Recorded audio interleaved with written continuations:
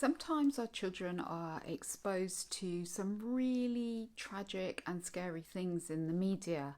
And at the weekend was one of those occasions when the TV presenter Caroline Flack, who used to host Love Island and was also a contestant on Strictly Come Dancing, died from suicide.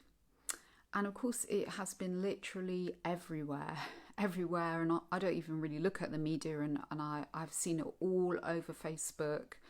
And a lot of people are very upset about it, which is completely understandable. You know, the death of a young woman in any circumstances is tragic, but you know, suicide as well, it brings a level of complexity.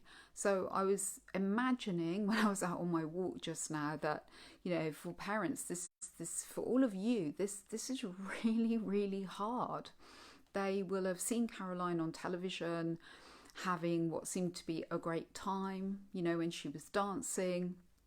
If they've been watching Love Island, then I would imagine she was very upbeat on that and full of energy. And then suddenly she's dead, and I'm trying to understand that she died. You know, she didn't die from an illness, but she died because she wasn't able and didn't feel that she could live anymore. So she did it to herself. It's really complex path to walk beside your child on.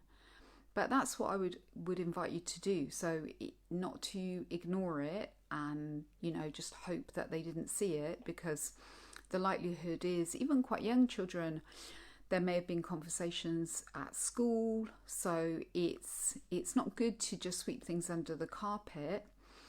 And, you know, maybe it's just going in with a very gentle, oh, you know, isn't it sad sometimes when animals die or people die, and it can give us some really big feelings, can't it? So if they're young, maybe just drop it in, and then they might very well, as children are so incredible at doing, make the links between a conversation they heard in school and how they're feeling and their confusion. Or, you know, if they're older and or you feel that your child can take just a direct question, you can just say, gosh, I saw that poor Caroline Flack died at the weekend. Oh my goodness. And then do, you know, pause like that. Because I know I was very guilty of this in the past when my son was young. I would often I'd be so worried about how he might be feeling, making him feel okay about it. Oh my goodness, going off into all kind of scenarios in my mind because I was often a very anxious person, that I forgot to just press pause and be with him and be very authentically curious about. So I wonder what was that like when you heard that news, or when you saw that news. And you know, they might go, I don't know, or because these are really complicated things to talk about, so they just might not have the words, or they didn't know that you were going to have this conversation, so it's a bit of a surprise to them. And then it's just kind of keeping yourself calm and realizing, okay, maybe they don't even want to talk about this right now. That's totally fine. This isn't a checklist exercise. I must talk to my child about Caroline Flack and suicide and depression. It's let's just check in. That's the whole point of what you're doing. And just little droplets of that over the next week or two, while it's still going to very much probably be in the media. And then of course later there will be the inquest at some point. And not worrying about, but do I have the right words? Am I going to say the wrong thing? It's really about slowing yourself down. So making sure before we have any difficult conversations we believe are going to be difficult, which again I learned as a parent, I often created that, oh my gosh, this conversation is going to be a difficult one, or my child's going to respond like this, or they must feel like that, and how often I was so wrong. So yeah, it's that thing, you know, of just take a breath before you begin to even have the conversation, and then you'll be in a calmer state. and you'll be able to go at a slower pace, because that's what they need. They need us to go slowly, not to have all the answers. That's a massive pressure on us, and having an explanation for why somebody feels so, and we don't even know, but so desperate, so sad, in so much pain, so alone, so frightened. Who knows? These are all reasons why, that can heavily underlined, can lead to feelings that, we just want life to end, or very, very high anxiety, where we're just in such a state of high fear. Really, it's that sense of fear all the time, every day, and not being able to escape it, that it can get to a point where you just feel like, do you know what, I've had enough. This is it. This is the end.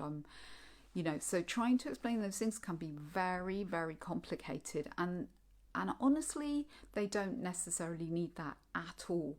They just need you to be able to be in that calm, compassionate space with them, and just be in a place of kind of wondering. And if they say, oh, you always do that wondering thing, then that's okay. It doesn't have to be a serious conversation.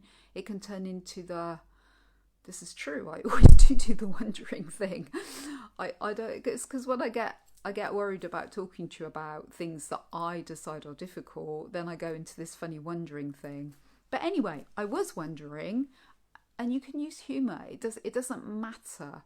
I did this so often with my son, because he would start rolling his eyes, or he'd be like, okay, I know that you want to talk about, and sometimes I'd make it about me. I'm like, yes, I know, maybe I need this more than you do.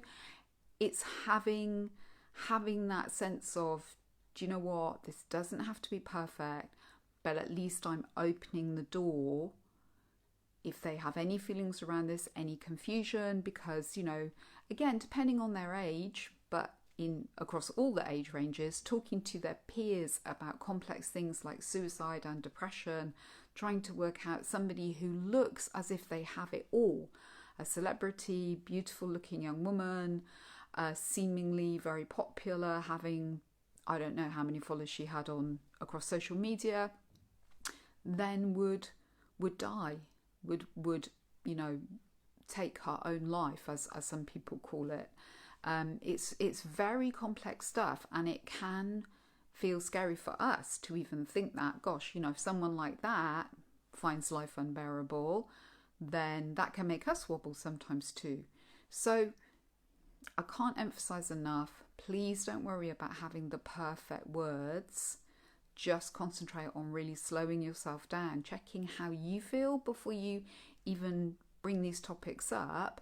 And then honestly, it will go much, much better. Take care.